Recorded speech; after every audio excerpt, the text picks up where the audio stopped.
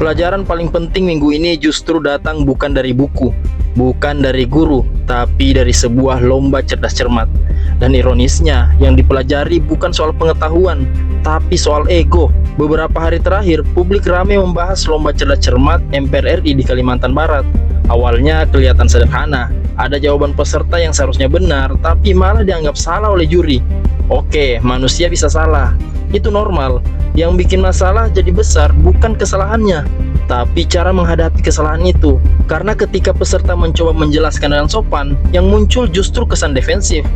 Bukannya, oh iya, mari kita cek lagi, tapi malah seperti, pokoknya keputusan juri benar.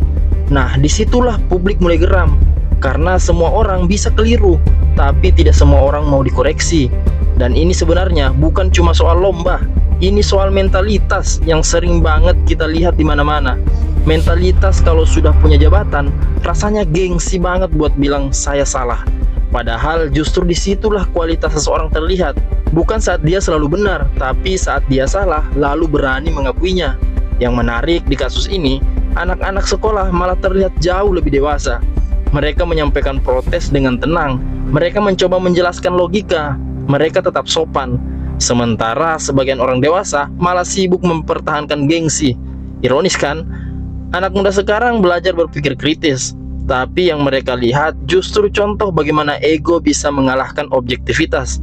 Dan akhirnya seperti biasa, video viral, netizen marah, media mulai memberitakan. Barulah setelah itu muncul permintaan maaf. MPR RI akhirnya meminta maaf dan menonaktifkan juri serta MC acara tersebut. Tapi pertanyaannya, kenapa harus viral dulu? Kenapa harus ramai dulu baru merasa ada yang salah? Kadang capek juga melihat pola yang terus berulang di negeri ini. Bukan sadar karena nilai moral, tapi sadar karena tekanan sosial. Dan itu yang perlahan bikin kepercayaan publik terkikis. Karena masyarakat jadi merasa kebenaran sering baru dianggap penting kalau sudah ramai. Padahal kasus ini sebenarnya kecil, bukan korupsi besar, bukan skandal miliaran, tapi simbolnya kuat. Karena publik melihat langsung bagaimana sebuah kesalahan kecil bisa berubah besar hanya karena tidak ada kerendahan hati untuk mengakuinya.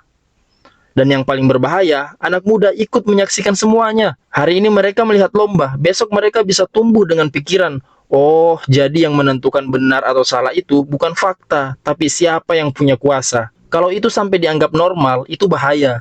Karena bangsa yang sehat bukan dibangun dari orang-orang yang selalu benar, tapi dari orang-orang yang mau belajar, mau dikoreksi, dan cukup dewasa untuk berkata, saya keliru. Sesederhana itu, karena kadang satu kalimat jujur bisa jauh lebih terhormat daripada 1000 pembelaan untuk mempertahankan ego.